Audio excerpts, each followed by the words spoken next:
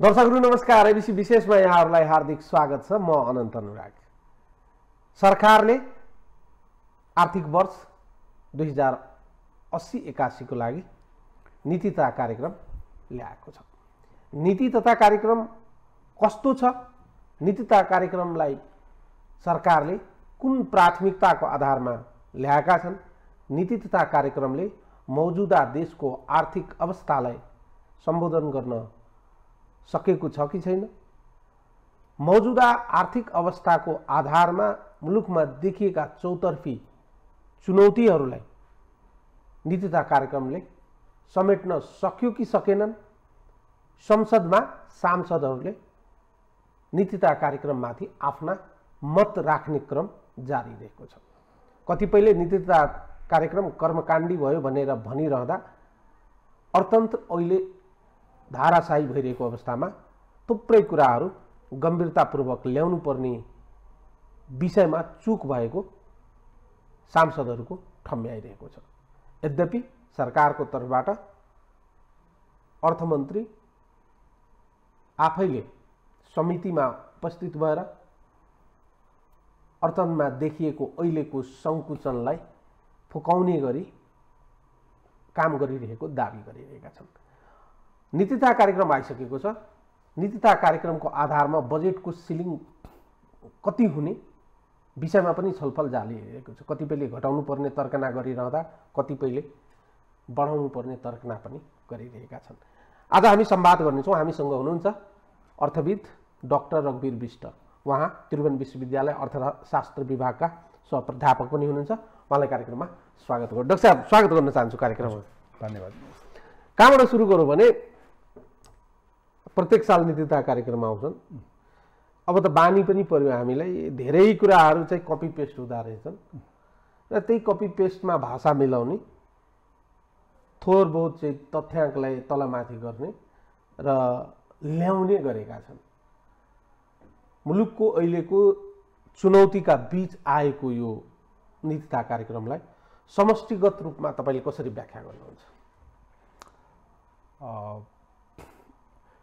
देशको जुन अहिले सङ्कुचन र मन्दीको अवस्था छ त्यसलाई चाहिँ नि सरकारले गलत तरिकाले बुझेको देखिन्छ।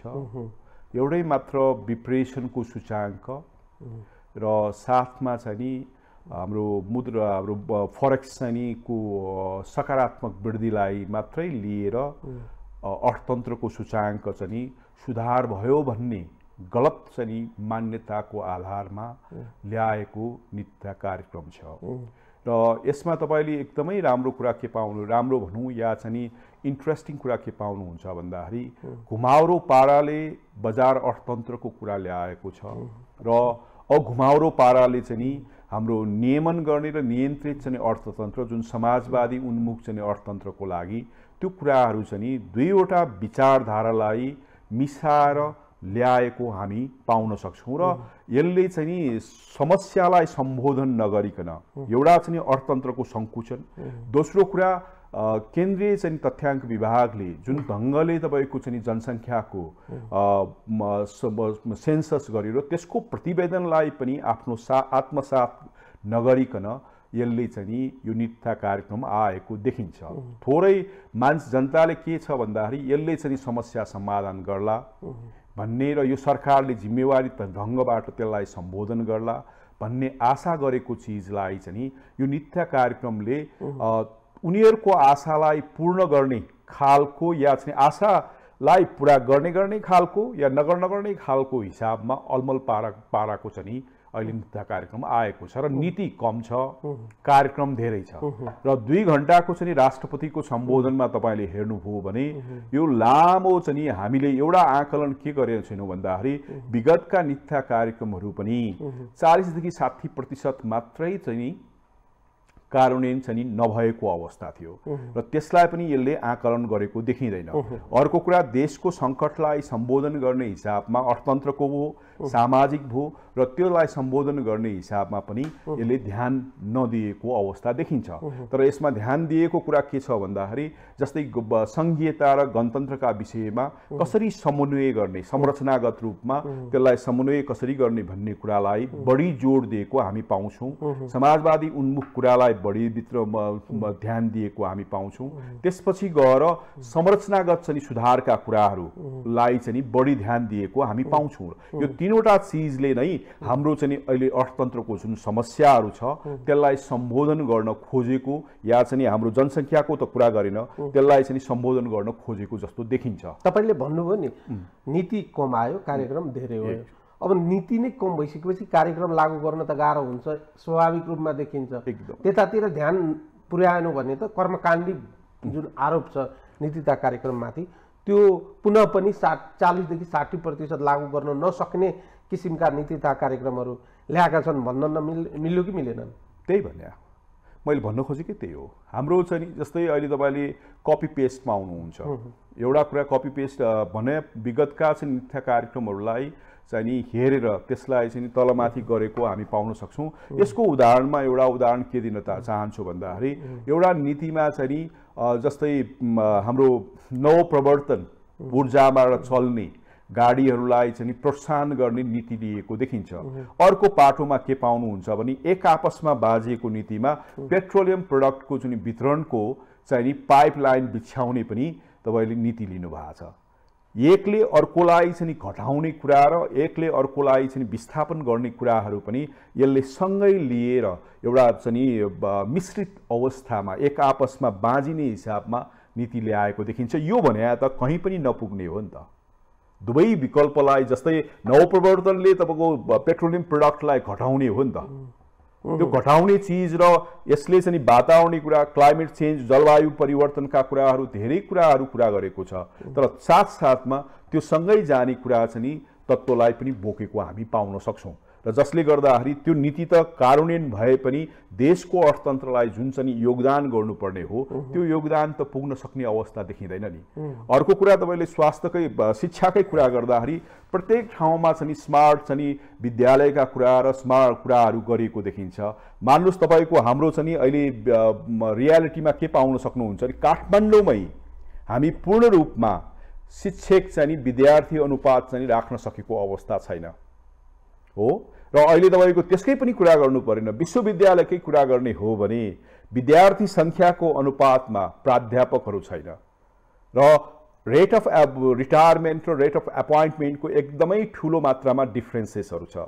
त्यो पाटोलाई चाहिँ ख्याल गरेको देखिँदैन। भन्न खोजा लुभ लगाउन र लोकप्रियता प्राप्त गर्ने हिसाबमा नीतिका कार्यक्रम चाहिँ त्यो हिसाबमा गएको देखिन्छ। जुन कुरा विगतमा चाहिँ विगतका सरकारहरूले लोकप्रियताका ल्याएर कर्मकाण्डी हिसाबमा नीतिका कार्यक्रमहरू ल्याएको पाइन्छ। अनि अर्को कुरा नीतिका कार्यक्रम चाहिँ कर्मकाण्डी किन पनि देखिन्छ भने तपाईँ तथ्यगत आधारहरूलाई या चाहिँ देशको अर्थतन्त्रका कुराहरू भन्नुहोस्, विकासका कुराहरू भन्नुहोस् या समाज सामाजिक कुराहरू भन्नुहोस् र त्यसपछि गएर जनसङ्ख्याका कुराहरू या चाहिँ हाम्रा तपाईँको चाहिँ माइग्रेसनका कुराहरूलाई के कसो स्रोत र साधनका कुराहरूको तथ्यगत चाहिँको अध्ययन अनुसन्धानको आधारमा र त्यसको चाहिँ प्रमाणका आधारमा हामीले नीतिका कार्यक्रम गरेको भए त्यो कुराहरू नहुन्थ्यो र नयाँ चिज आउँथ्यो होला।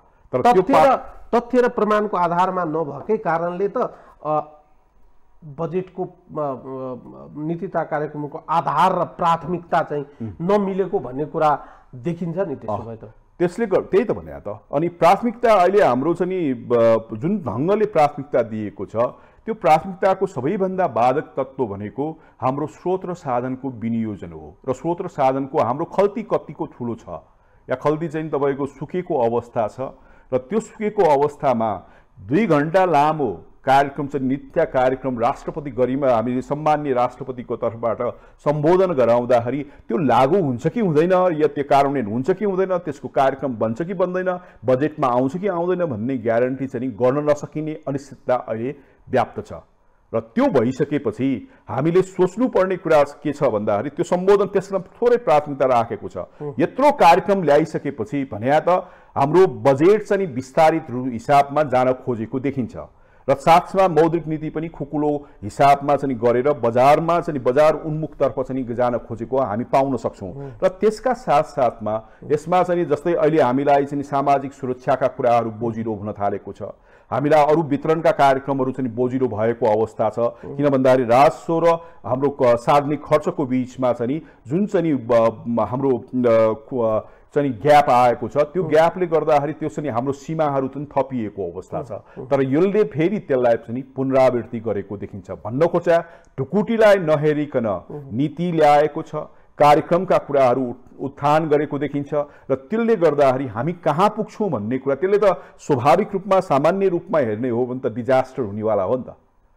तपाईँको ढुकुटी चाहिँ खाली छ भने तपाईँको यथार्थ वस्तुपरक र लोकप्रियतालाई चाहिँ समायोजन गर्ने हिसाबमा या न्यूनीकरण गर्ने हिसाबमा आउनुपर्ने कुराहरू यसमा देखिएको छ। रियालिटीलाई अंगीकार गरेको एकदमै र त्यो पाटो यसमा चुकेको देखिन्छ। तपाईले यति भनिरहँदा बजेट वा नीति तथा कार्यक्रम ल्याउँदै गर्दा हामीले हाम्रो ढुकुटीलाई हेर्नुपर्छ भन्ने एउटा प्राथमिक र सामान्य आधारभूत विषयवस्तु हो।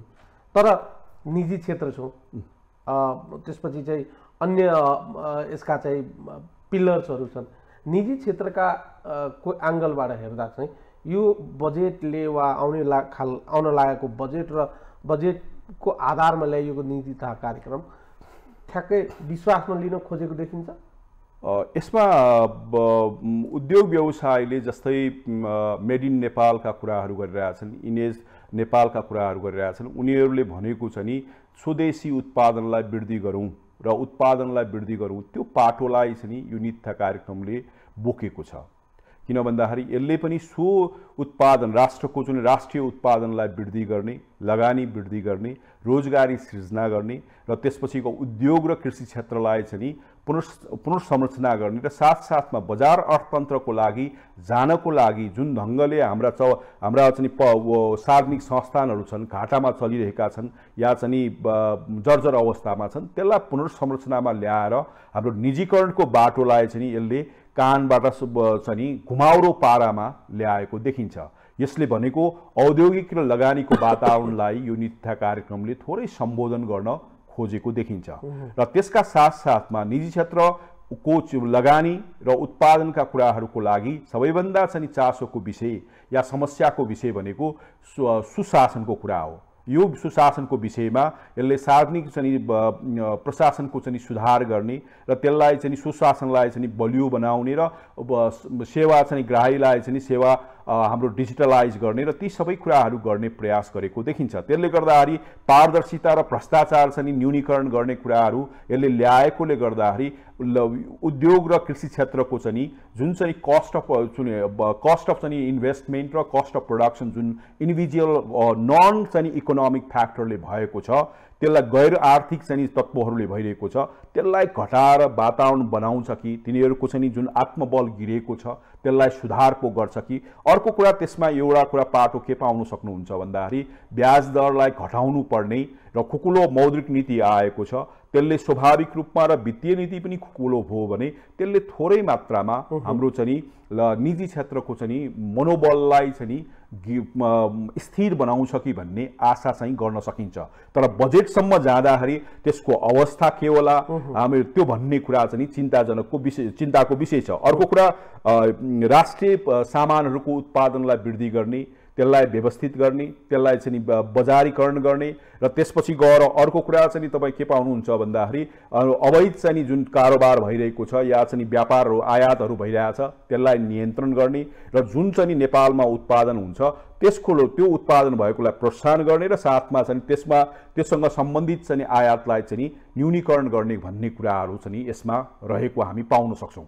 अब त्यो भइसकेपछि स्वाभाविक रूपमा निजी क्षेत्रलाई चाहिँ सकारात्मक दुईवटा निजी क्षेत्रलाई अहिले समस्या भनेको एउटा चाहिँ ब्याज दरले गर्दा भइरहेको छ लगानीको हिसाबमा, दोस्रो कुरा कर छुट गर्नु उहाँहरूको जहिले पनि चाहिँ अहिले 17 वर्षको दौरानमा निजी क्षेत्रको अरू चिज जे जस्तो भए पनि उहाँहरूको माग एउटा चिज चाहिँ कर छुट दिनु पर्यो भन्ने माग बाहेक अर्को मुख्य माग चाहिँ त्यही हुन्छ। त्यसले गर्दाखेरि बजेटमा त्यो आउने सम्भावना हामी देख्न सक्छौँ र त्यसले अर्को कुरा चाहिँ वैदेशिक लगानीको लागि वातावरण बनाउने, त्यसलाई चाहिँ आवश्यक सरसुविधाको लागि चाहिँ वन अम्ब्रेला पोलिसी चाहिँ ल्याउने, फेरि ल्याउने गर्ने भन्ने कुराहरू ल्याएको देखिन्छ। त्यसले थोरै मात्रामा हाम्रो डुइङ बिजनेसको इन्भाइरोमेन्ट या इन्भेस्टमेन्ट इन्भाइरोमेन्टले यसलाई पोजिटिभ चाहिँ क्रिएट गर्छ कि र बजारमा चाहिँ अनि अर्को कुरा सिन्डिकेटलाई सबैलाई हटाउने र पूर्वाधारलाई तपाईँको चाहिँ आधुनिकीकरण गर्ने, हाम्रो यातायातलाई आधुनिकीकरण गर्ने, यी सबै कुरा चाहिँ यसमा परेको देखिन्छ।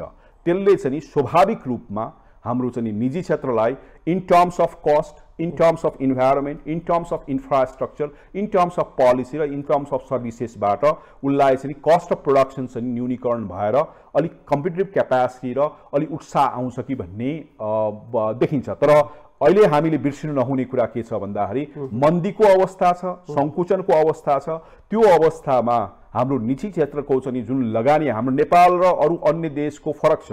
अमेरिकामा प्रायः जस्तो तपाईँको चाहिँ ऋण लगानी कम हुन्छ, तर हाम्रोमा ऋण लगानीबाट चाहिँ उद्योग व्यवसाय सञ्चालन हुने भएकोले बैंकको ब्याज दरलाई चाहिँ कसरी चाहिँ उहाँहरूले पुनर्तालीकरण गर्नुहुन्छ, त्यो चाहिँ मौद्रिक नीतिमा आएको छ र चाहिँ त्यसलाई चाहिँ व्यवस्थित गर्नुहुन्छ भन्ने कुराहरू महत्त्व देखिन्छ। तपाईँले यति भनिरहँदा उत्पादनमा जोड दिने कुरा जहिले पनि चाहिँ नीतिता कार्यक्रमको चाहिँ प्राथमिकताको विषय रहने गरेका छन्। तर उत्पादनको कुरा गर्दै गर्दा कृषि क्षेत्रलाई, उत्पादन क्षेत्रलाई वा अन्य चाहिँ नवप्रवर्धक क्षेत्रलाई चाहिँ प्रोत्साहन गर्ने किसिमका नीतिता कार्यक्रममा पोलिसिज र प्रोग्राम्सलाई इन्डिकेसनकै आधारमा गर्ने हो भने त तत्कालै यसले प्रतिफल दिन नसक्ने स्थिति त फेरि मौजुदा स्थिति छ। किनभने कृषिमा हामी आत्मनिर्भर बन्छौँ भनेर धेरै पटक भन्यो नीतिता कार्यक्रममा, तर अहिलेसम्म पनि हामी चाहिँ धनियाँ चाहिँ आयात गरेर खाइराखेका छौँ, तरकारी आयात गरेर हामी खाइराखेका छौँ, अन्डा आयात गरेर खाइराखेका छौँ, दुधका जन्य पदार्थहरू पनि आयात गरेर खाइराखेका छौँ। फेरि पनि हामी कृषिलाई जुन प्रकारले प्राथमिकता दिएर कृषिको उत्पादन क्षेत्र अझै चाहिँ प्रमोट गर्ने किसिमले वा त्यसलाई अझै प्रोटेक्सन गर्ने किसिमले नीतिता कार्यक्रमले गर्न सकेको छ कि छैन? यसमा केही कुराहरू गरेको छ।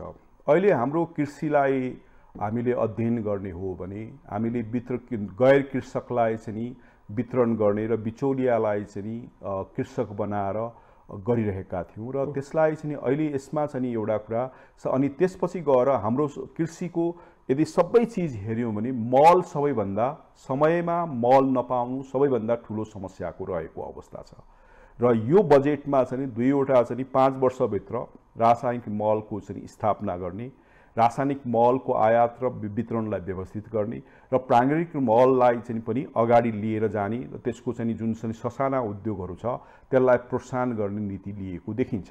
तर मुख्य कुरा कहाँ छ भन्दाखेरि एउटा सरकारले लिइरहेको चिजलाई हाम्रो जबसम्म प्रशासनिक संरचनाहरू सुधार हुँदैन त्यो नीति चाहिँ व्यवहारमा उत्रिँदैन। व्यवहारमा नउत्रिसकेपछि हाम्रो चाहिँ जुन कृषकहरू छ त्यसले पाउने अवस्था हुँदैन र हाम्रा प्रत्येक चाहिँ अनुदानहरू के छ भन्दाखेरि उत्पादनको आधारमा छैन, हाम्रो चाहिँ कृषक भएको आधारमा, कृषकले जग्गा चाहिँ होल्ड गरेको आधारमा चाहिँ अनुदानको वितरण गरेको हामी पाउँछौँ र त्यसले गर्दाखेरि न हामीसँग तथ्याङ्क छ, न हामीसँग त्यसको चाहिँ व्यवस्थित रूपमा चाहिँ प्रशासनिक प्रक्रियाहरू छ, न त्यसलाई पारदर्शी रूपमा राखेका छौँ, न त्यसलाई चाहिँ राजनीतिक मुक्त राखेका छौँ।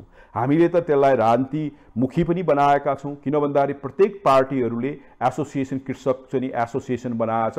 त्यो चाहिँ कृषक चाहिँ खेतमा गएको कृषक हो या होइन, हामी चाहिँ जुन राज्य संयन्त्रमा चाहिँ पहुँच भएका र सञ्चालन गर्ने व्यक्तिहरूले नै फेक बिचौलिया कृषकहरू चाहिँ उत्पादन गरिरहेको अवस्था छ र त्यसले गर्दाखेरि के भयो भने जसको चाहिँ पहुँच चाहिँ उसले स्रोत र साधनमा पुग्ने भयो त्यो कुरा पनि हामीले ख्याल गरेका छैनौँ। अर्को कुरा हामीले कृषकको चाहिँ जस्तै हाम्रा चाहिँ प्रशासनिक युनिटहरू छ, कृषि विभागहरू छ, कृषि कार्यालयहरू छ, त्यो कृषि कार्यालयहरू टेबलबाट चाहिँ कृषि खेतमा जानु पर्यो र त्यो खेतमा चाहिँ के समस्या छ त्यसलाई अन द स्पट चाहिँ समस्या समाधान गर्ने हिसाबमा डाक्टरले तपाईँको एउटा क्लाइन्टलाई चाहिँ तपाईँको यो रोग लाग्यो र तपाईँलाई चाहिँ यो चाहिँ औषधि दिनुपर्छ भनेर भनेपछि तपाईँको चाहिँ तत्कालीन चाहिँ औषधि प्राप्त गर्ने अवस्था हुन्छ र त्यो मान्छेको समस्या समाधान हुन्छ। बिमाका कुरा गर्नुहोस्, उत्पादन कृषि चाहिँ औजारका कुरा गर्नुहोस्, मलका कुरा गर्नुहोस्, त्यो सबै चिज कृषकमा पहुँच पुग्नु जरुरी भयो।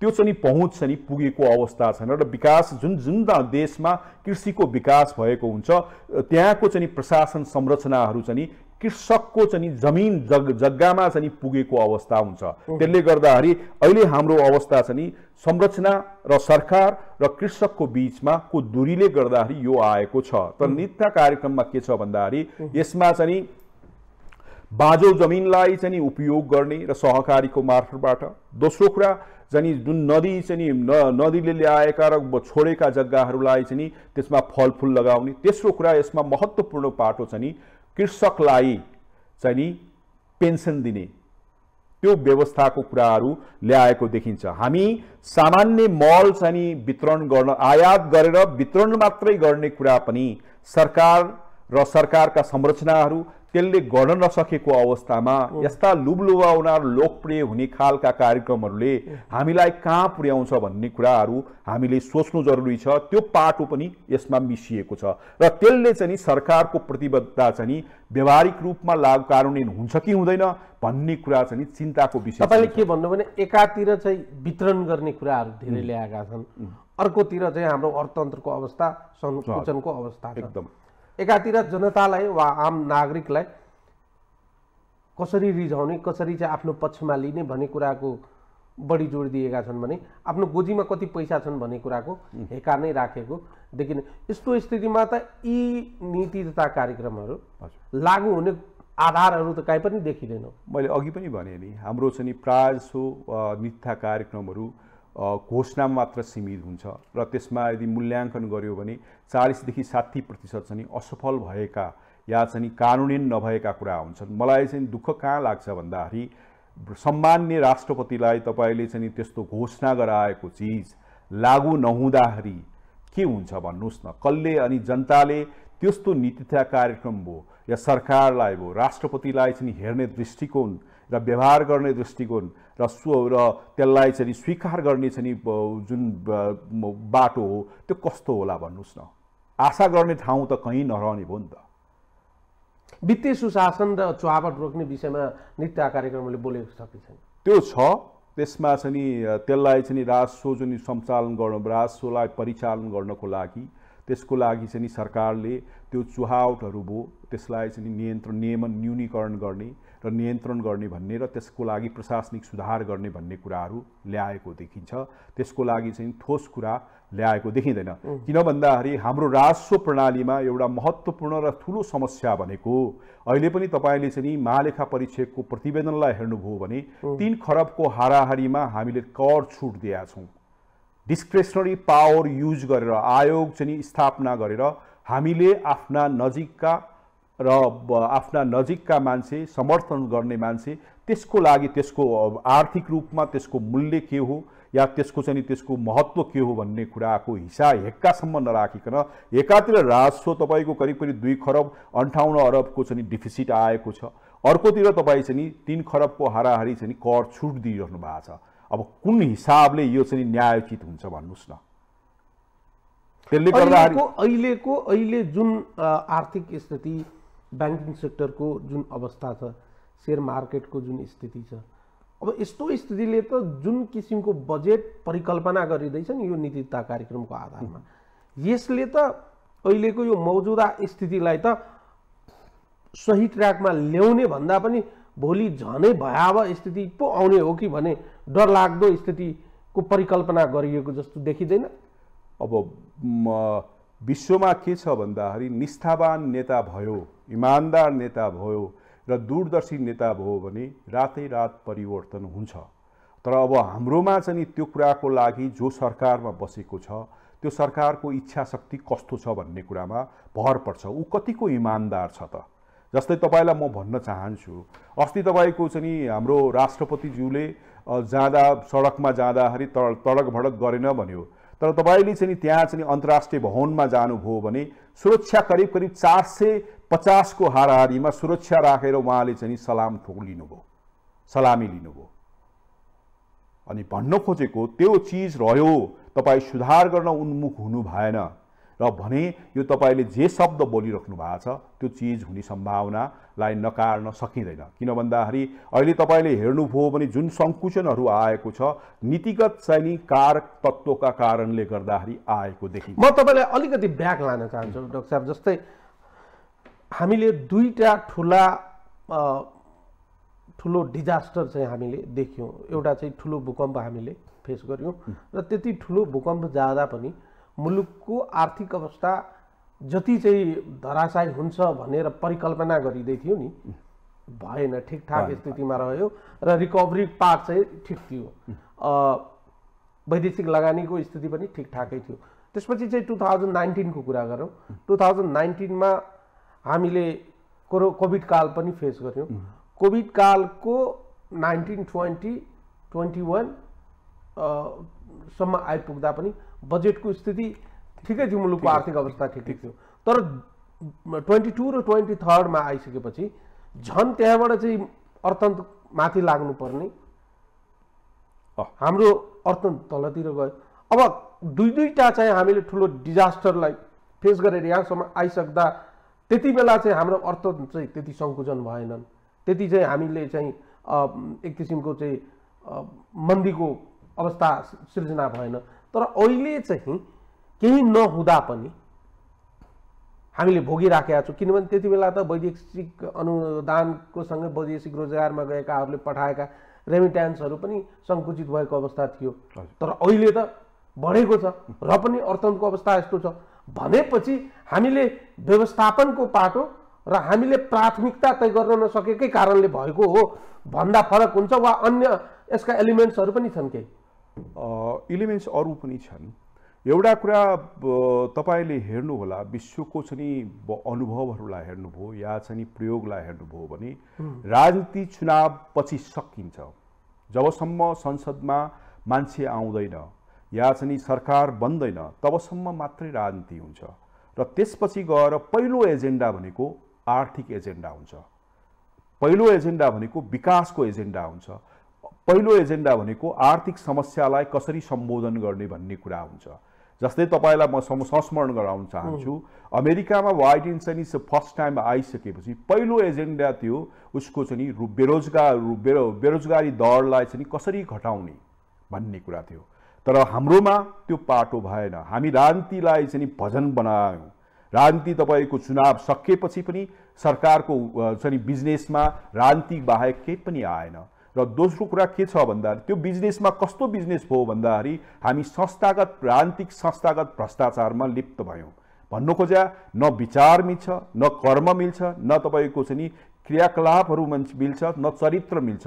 त्यो पार्टीहरू चाहिँ मिसिएर सत्ताको मोहमा र सत्ताको चाहिँ चिजहरू गर्न थाल्ने भए। त्यो चाहिँ त्यसले गर्दाखेरि कुनै पनि नीतिहरू कार्यान्वयन हुन र बन्नको लागि सरकारको आयु र स्पष्टता चाहिन्छ। तर हामी कहाँ अल्मल्या छौँ भन्दाखेरि सत्ताको चाहिँ मिठो चाहिँ चास्नीमा सबैजना चाहिँ मिसियौँ र त्यो एउटा पार्ट त्यो भइसकेपछि तपाईलाई याद छ कि छैन, सरकार बनिसकेपछि अर्को सरकार आउँदाखेरि करिब 1-1.5 महिना चाहिँ अर्थमन्त्री नै भयो। हामी कति संवेदनशील छौँ भन्ने कुरा त्यसले देखाउँछ र त्यो गर्दाखेरि मौद्रिक नीति मात्रै हामीसँग भयो र राष्ट्र बैंकले सरकारको जुन छ र अर्थतन्त्रको जुन बाटो छ त्यसले दुईवटा चीज मौद्रिक नीतिले चाहिँ नीतिगत समस्या ल्याइदियो। एउटा कुरा तपाईँ हामीलाई नेपालको परिस्थितिलाई हेर्ने हो भने हाम्रो जमिन नै हाम्रो अर्थतन्त्रको आत्मा हो। त्यो संघीयताको कुरा गर्नु, संघीय सरकारको कुरा गर्नुस् या प्रदेशको या चाहिँ स्थानीय निकायको, र त्यो व्यापार र त्योसँग सम्बन्धित व्यवसायहरूलाई हामीले पहिला चाहिँ बेलुन जस्तै फुलाउन दियौँ, त्यसपछि गएर सुई लगाएर त्यसलाई चाहिँ 30% को जुन थ्रेसहोल्ड ल्यायौँ त्यसले तपाईँको विस्फोटन भयो। त्यो गर्दाखेरि त्यसले चाहिँ तपाईँको लगानी हाम्रो जाम भइदियो। जति लगानी बैंकबाट लिएर उद्योगलाई लिन्छु, व्यापारलाई लिन्छु, अन्य चिजमा लिन्छु भनेको चिज त्यो पैसा कहाँ गयो? त्यो जग्गामा चाहिँ नि बालुवामा पानी हालेसरी बन्दियो। नीतिगत एउटा समस्या त्यहाँबाट सुरु भयो। त्यसले गर्दाखेरि हाम्रो आर्थिक क्रियाकलाप चाहिँ नि जसले लोन लिएर जग्गामा हाले त्यसले त ब्याज दर तिर्न सक्ने अवस्था। दोस्रो कुरा तपाईले शेयर मार्केटलाई हेर्नु, शेयर मार्केटमा पनि सरकारीदेखि सरकारमा कार्यरत होस् या राष्ट्र बैंकमा कार्यरत सबै मान्छे शेयर मार्केटमा आशा गरेर लगानी गरेको चिज त्यो लगानी चाहिँ नि जाम भएको अवस्था छ, यानि कि डस्टबिनमा गएको देखिन्छ। तेस्रो कुरा चाहिँ तपाईको के भयो भन्दाखेरि लगानी जहिले पनि बाटोमा या चाहिँ तपाईको सकारात्मक हिसाबमा तपाईको विस्तार जब हुन्छ जब तपाईको चाहिँ इन्ट्रेस्ट रेट कम हुन्छ। हाम्रो चाहिँ अन्य देशमा भन्दा पनि इन्ट्रेस्ट रेट चाहिँ उच्च दरमा भइदियो र त्यो नीति चाहिँ राष्ट्र बैंकको मौद्रिक नीतिको कडी कडाउका साथ चाहिँ कसिरो जुन चाहिँ यूएसएसआर र चाहिँ युक्रेनको लडाईँको चापको त्यसको रिफ्लेक्सन त्यसमा परेको देखिन्छ। यो तीनवटा चिजले यसलाई तपाईको चाहिँ अर्थतन्त्रको जुन लिग छ त्यसलाई चाहिँ बिगार्न सुरु गरेको अवस्था थियो। अर्को कुरा त्यो सँगसँगै चाहिँ के भइदियो भन्दाखेरि नेताहरूले चाहिँ राष्ट्रका ढुकुटीहरूलाई राणाले आफ्नो चाहिँ ढुकुटी सम्झे जस्तै उहाँहरूले दोहन गर्ने एउटा चाहिँ हात्ती दोहन गर्ने चाहिँ विषयवस्तु बनायो।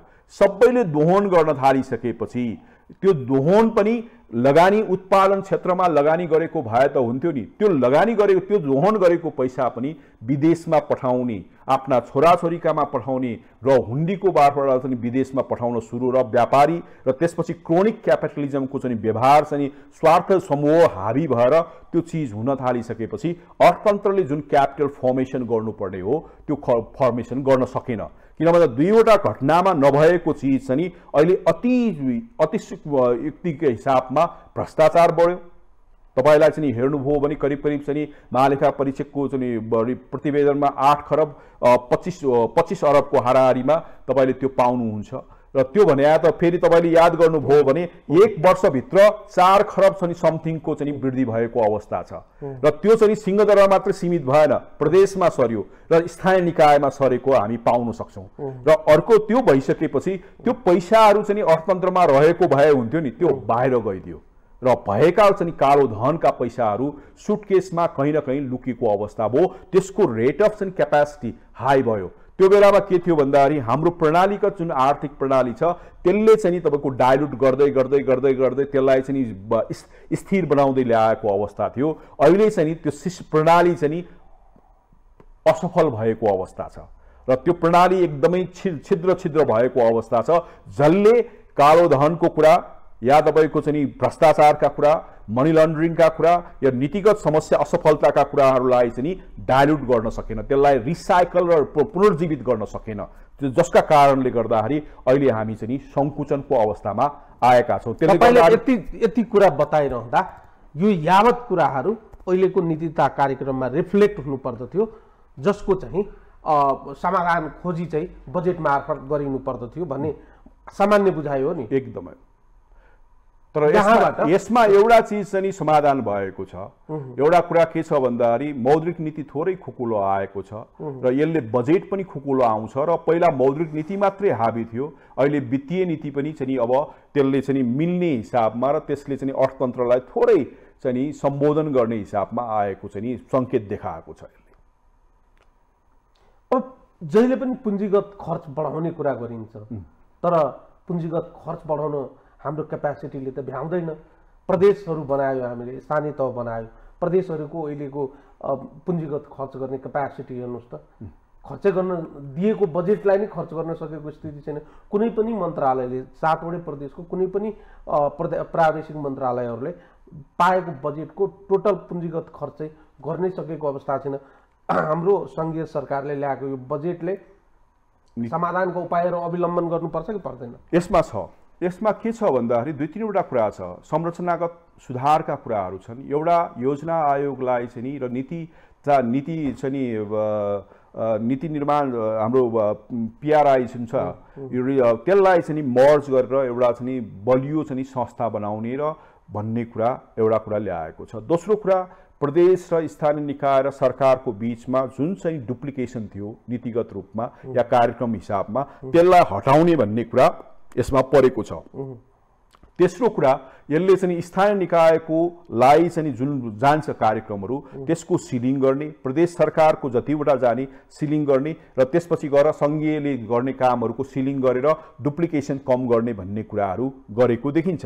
त्यसले थोरै आशा चाहिँ गर्न, तर समस्या कहाँ छ भन्दाखेरि तपाईले याद गर्नुभयो कि भएन, हामीले चाहिँ सङ्घीय हामी गणतन्त्रको चाहिँ अभ्यास गर्दा गर्दै हामीलाई यहाँ चाहिने 25 वटा मन्त्रालय नै चाहिँदैन। जति स्थानीय निकाय प्रायः जस्तो शिक्षा भयो, स्वास्थ्य भयो, त्यो प्रदेश सरकारमा रहन्थ्यो। तर यहाँ अहिले के छ भने सङ्घीयले पनि त्यो बोकेको छ, प्रदेशले पनि त्यो बोकेको छ र त्यसपछि स्थानीय निकायले पनि बोकेको अवस्था छ, जसका कारणले गर्दाखेरि संरचनागत समस्याले आएका चिज हो जुन पुँजीगत खर्चको समस्या। अर्को कुरा प्रशासनिक सुधारहरूको चाहिँ सुधार गरेको देखिँदैन। अब तपाईँले हेर्नुभयो भने प्रदेशमा कर्मचारी छैन र चाहिँ हाम्रो चाहिँ नगरपालिकाहरूमा कर्मचारी पुगेको छैन र त्यसको जुन संरचना र त्यसलाई सेवा प्रवाह गर्ने कुराको चाहिँ स्पष्टता नभएको कारणले गर्दाखेरि पुँजीगत खर्चको समस्या या चाहिँ कार्यक्रमहरू पर्या। अनि अर्को कुरा जुन आयोजनाका साइकलहरू छन् त्यसको लागि यसले सम्बोधन गर्ने, आयोजनाका चाहिँ जग्गाहरू लिनको लागि चाहिँ अप्ठ्यारो भएको स्रोत र साधन व्यवस्था त्यसको लागि चाहिँ छुट्टै ऐन ल्याउने र त्यसमा सुधार गर्ने भन्ने कुरा बोलेको देखिन्छ। तर अब मेजर कन्सर्न चाहिँ कल्चर कसरी सुधार गर्ने त्यो भन्ने पाटो चाहिँ इम्पोर्टेन्ट छ। अन्तिमतिर आउँदै गर्दा अब चाहिँ बजेटको सिलिङको बारेमा पनि कुरा भइराखेको छ। कतिपयले संसदमै सुन्यो हामीले, कतिपयले बजेट सिलिङ बढाएर ल्याउनुपर्छ भने तर्क पनि सुन्यो, कतिपयले अहिलेको स्थितिमा चाहिँ गत सालभन्दा पनि सेरोफेरोमा चाहिँ ल्याउनुपर्छ भन्ने चाहिँ कुरा गरिरहेका थिए। कतिपयले चाहिँ के भनिरहेका थियो भने अहिलेको स्थितिमा बजेटको सिलिङ हटाएर बजेट ल्याउँदा ठिक हुन्छ। तपाईँ एज अ विज्ञ अहिलेको स्थितिलाई हेर्दा नीतिता कार्यक्रमको रिफ्लेक्सनको आधारमा बजेटको सिलिङको बारेमा चाहिँ के भन्नुहुन्छ? यो नीतिता कार्यक्रमले बजेटको जुन सिलिङ छ हाम्रो राष्ट्रिय योजना आयोगले दिएको सिलिङको हाराहारीमा यसले माग गर्छ। तर देशको ढुकुटीलाई हेर्ने हो भने अब हामीसँग 2 खरबको हाराहारी चाहिँ रेभिन्यू ग्याप चाहिँ अझ बढ्ने हो भने हाम्रो अहिले प्रायः जस्तो बजेटमा 5 खरबको हाराहारी 5.5 खरबको हाराहारी चाहिँ हाम्रो बजेट चाहिँ न्यून भएको अवस्था छ। त्यसले गर्दाखेरि त्यसलाई तपाईले थप्नुभयो भने हामी करिब करिब चाहिँ 8 खरबको हाराहारीमा हुन्छ। 8 खरबको हाराहारीमा हुँदाखेरि हामी चाहिँ त्यति ऋण र चाहिँ अनुदान चाहिँ विस्तारित हामीले चाहिँ त्यसलाई चाहिँ परिचालन गर्न सक्छौँ कि सक्दैनौँ भन्ने कुरा एक तरफमा हामी अहिले चाहिँ जति यो राजस्व उठ्ने हो त्यो नउठ्ने अवस्थामा सोच्यौँ भने र त्यो गर्न साथै त तपाईले चाहिँ कुनै पनि कार्यक्रम आयोजनाहरू त्यसले त के पर्मिसन अनुमति दिँदैन भन्दाखेरि मार्च कार्यक्रमले तपाईको विस्तारित बजेट खोजेको छ, ठुलो बजेट आकारको बजेट खोजेको छ। तर हाम्रो चाहिँ स्रोत र साधनले चाहिँ अझै यथेष्ट तपाईको चाहिँ अहिले 20% घटाएकोले गर्दाखेरि प्रदेश सरकार र स्थानीय निकाय ह्यू एन्ड क्राइमा छ।